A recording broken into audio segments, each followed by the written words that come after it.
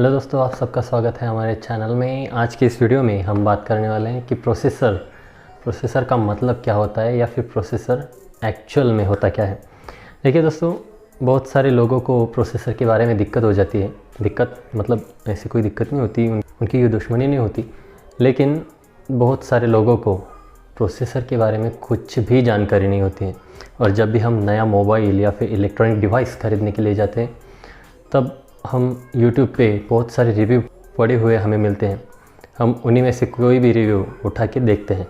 और जब भी हमारे कोई भी यूट्यूबर भाई साहब अगर YouTube पे बताते हैं कि ये वाला प्रोसेसर बहुत तगड़ा है, इस प्रोसेसर में आपको ये मिलने वाला है, हालांकि वो प्रोसेसर कोई सा भी क्यों ना हो, कुछ भी मतलब बेकार सा ही क्यों ना हो, लेकिन वो ऐसे एक्सप्रेशन दिखा के हमें बोलते हैं कि यार हमें भी थोड़ी बहुत चुल मच जाती कि ये बंदा सही बात कर रहा है, मतलब ये प्रोसेसर बहुत ही बढ़िया होगा। लेकिन ऐसा नहीं होता।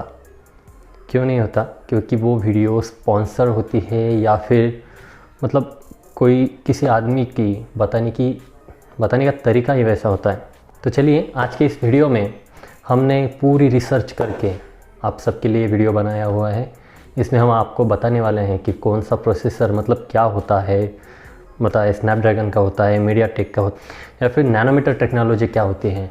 जैसे कि एप्पल ने भी अब जो भी उनकी बायोनिक चिप है A12 करके, तो उसमें 7 नैनोमीटर टेक्नोलॉजी है। मीडियाटेक में 14 नैनोमीटर टेक्नोलॉजी होती है। तो ये क्या होता है, मतलब ये कौन सी चिड़िया का नाम होता है, ये आज हम इस वीडियो में जानने वाले हैं। उससे पहले अगर आप हमारे चैनल पर नए हो तो चैनल का सब्सक्राइब ज़रूर करना।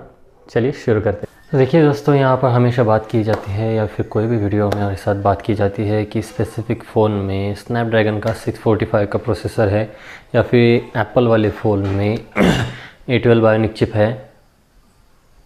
मतलब क्या है भाई, कौन सी चिड़िया का नाम है? तो उसी चिड़िया का नाम आज हम यहाँ पे जानने वाले हैं। तो देखिए, हमारे मन में सवाल ये उठता है कि ये मतलब प्रोसेसर होता क्या है। तो प्रोसेसर की अगर बात हम यहाँ पर करें तो प्रोसेसर का मतलब एक यूनिट होता है जो पूरे मोबाइल को यहाँ पर रन करता है, या फिर कोई भी इलेक्ट्रॉनिक डिवाइस को यहाँ पर रन करता है। मतलब ये यूनिट अगर आपका अच्छा है, आपका प्रोसेसर अगर अच्छा है, तो आपका मोबाइल वहाँ पर, आपका इलेक्ट्रॉनिक डिवाइस वहाँ पर अच्छी तरीके से रन करेगा। मतलब अगर आप कोई भी हैवी एप्लीकेशन आपके फ़ोन में इंस्टॉल करते हो, तो वो अगर आपका प्रोसेसर अच्छा है तो बहुत ही स्मूथ तरीके से चलेगा। कोई भी एप्लीकेशन आप ओपन करते हो या फिर क्लोज़ करते हो, इंस्टॉल करते हो, अनइंस्टॉल करते हो, गेम चलाते हो, कोई भी टास्क, मूवी देखना, वीडियो बनाना, फ़ोटोज़ क्लिक करना, कोई भी टास्क अगर आपके फ़ोन का प्रोसेसर अच्छा है तो वो सारे टास्क बहुत ही अच्छी तरीके से और साफ़ सफाई के साथ वहाँ पर पूरे किए जाएंगे। अगर आपके फ़ोन का प्रोसेसर ढीला है, मतलब बेकार सा है, तो आपकी ये जो कोई भी टास्क होंगे तो वो टास्क वहाँ पर अच्छी तरीके से नहीं होंगे। हम इसी बात को एक उदाहरण के तौर पे या फिर एग्जांपल के ज़रिए समझना चाहे तो एक बाइक ले लीजिए। अगर आपके बाइक का इंजन अच्छा है, मतलब उसका इंजन तगड़ा है, तो आपकी बाइक अच्छी तरीके से वहाँ पर रन होगी। अगर आप उस पर ज़्यादा लोड भी देंगे तो वो भी अच्छी स्मूथ तरीके से वहाँ पर वो उठाएगी या फिर रन करेगी। अगर आपकी बाइक का इंजन यहाँ पर बेकार है तो वो बाइक वहीं पे बीच में ही शट डाउन हो जाएंगी और आपका काम पूरा का पूरा बिगड़ जाएगा। तो इसी तरीके से अगर आपके फ़ोन का प्रोसेसर अच्छा है, तगड़ा है, तो आपका फ़ोन अच्छी तरीके से चलेगा। अगर आपके फ़ोन का प्रोसेसर एवं ही है तो आपका फ़ोन अच्छी तरीके से नहीं चलेगा। ये बात होती है प्रोसेसर की। अगर इसके आगे जाकर हम प्रोसेसर की बात करें तो प्रोसेसर के आगे हमें मिलता है कोर्स। तो एक कोर क्या होता है? कोई भी प्रोसेसर आप उठा लो, उसमें डुअल कोर होगा, ऑक्टा कोर होगा, क्वाड कोर होगा। ये कोर्स का मतलब क्या होता है? तो देखिए दोस्तों, कोर्स का मतलब कितने कोर का प्रोसेसर है उस पर ये डिपेंडेंट होता है। अगर आपका प्रोसेसर डुअल कोर का है तो आपके प्रोसेसर के वहाँ पर 2 हिस्से हो जाएंगे, मतलब 2 हिस्सों का आपका प्रोसेसर होता है। अगर क्वाड कोर का प्रोसेसर हम यहाँ पर देखना चाहें तो आपके प्रोसेसर के 4 हिस्से यहाँ पर होते हैं। उसी तरीके से ऑक्टा कोर भी होता है। तो इसी तरीके से जितने कोर उतने आपके प्रोसेसर के हिस्से। तो एक कोर का क्या यहाँ पर काम है या फिर क्या इम्पोर्टेंस है, ये अब हम जानने वाले हैं। तो देखिए, अगर हमारे पास एक टास्क है, एक काम है, उस काम करने के लिए हम 2 लोगों को हायर करते हैं, मतलब काम पर रख लेते हैं, तो वो काम उन्हें पूरा करने के लिए तकरीबन 8 दिन लग जाते हैं। उसी काम को करने के लिए अगर हम 4 लोगों को वहाँ पर बुला लेते हैं तो वही काम 4 दिन में पूरा हो जाता है।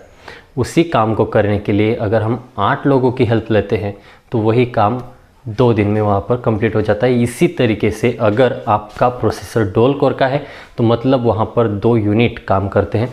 अगर आपका प्रोसेसर 4 कोर का है, मतलब क्वाड कोर का है, तो वहाँ पर 4 यूनिट वहाँ पर काम करते हैं। अगर आपका प्रोसेसर ऑक्टा कोर का है तो वहाँ पर 8 यूनिट्स काम करते हैं। इसका मतलब आप रिलेट कर सकते हो कि जितने कोर्स उतने प्रोसेसर के यूनिट हो जाते हैं और वही यूनिट अच्छी तरीके से काम करने शुरू कर देते हैं।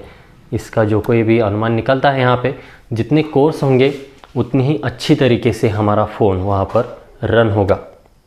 तो ये रही कोर की बात। अगर हम इसके आगे जाके थोड़ी सी बात करना चाहें तो नैनोमीटर टेक्नोलॉजी आ जाती है।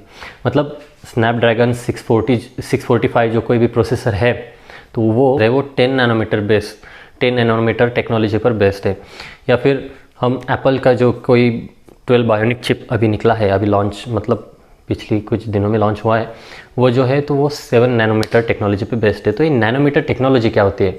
तो नैनोमीटर टेक्नोलॉजी को समझने से पहले हमें ये समझना होगा कि प्रोसेसर के अंदर मतलब क्या होता है। तो प्रोसेसर के अंदर लाखों हज़ारों ट्रांजिस्टर होते हैं जो डिज़ाइनर की मदद से डिज़ाइन किए जाते हैं। तो जो कोई ट्रांजिस्टर होगा तो उसकी मदद से हमारा पूरा प्रोसेसर वहाँ पर रन हो जाएगा। तो उसी ट्रांजिस्टर के जो कोई भी गेट होता है या फिर 2 टर्मिनल के बीच का जो अंतर, हम उसे आसान भाषा में कह सकते हैं, तो वो जो कोई भी अंतर होता है वो अंतर को नैनोमीटर में नापा जाता है। 14 नैनोमीटर टेक्नोलॉजी मतलब ट्रांजिस्टर के दोनों हेड के बीच का अंतर 14 नैनोमीटर का होता है। 7 नैनोमीटर टेक्नोलॉजी मतलब गेट का अंतर 7 नैनोमीटर का होता है। जितना गेट का अंतर कम होगा उतना ही प्रोसेसर अच्छी तरीके से वहाँ पर काम कर सकेगा। अगर हम 645 स्नैपड्रैगन की बात करते हैं तो उसमें 10 नैनोमीटर टेक्नोलॉजी पर बेस्ड है। मतलब उसके गेट का अंतर जो कोई है तो वो 10 नैनोमीटर इतना है। और उससे आगे जाकर हम अगर बात करते हैं तो एप्पल का जो बायोनिक चिप है एप्पल 12 का, तो उसका 7 नैनोमीटर का गेट होता है। मतलब 7 नैनोमीटर टेक्नोलॉजी पर बेस्ड वो प्रोसेसर है। अगर आप इससे रिलेट कर सकते हो कि वो प्रोसेसर कितना तगड़ा होगा। इसका मतलब जितना प्रोसेसर में नैनोमीटर कम होगा उतना ही प्रोसेसर हमारा अच्छी तरीके से रन करेगा। तो ये थी पूरी की पूरी जानकारी प्रोसेसर के बारे में। अगर आपको ये जानकारी अच्छी लगी होगी, इसी तरीके की वीडियो देखने के लिए हमारे चैनल को सब्सक्राइब कीजिएगा। वीडियो अगर अच्छी लगी होगी तो लाइक ज़रूर करना। Thank you.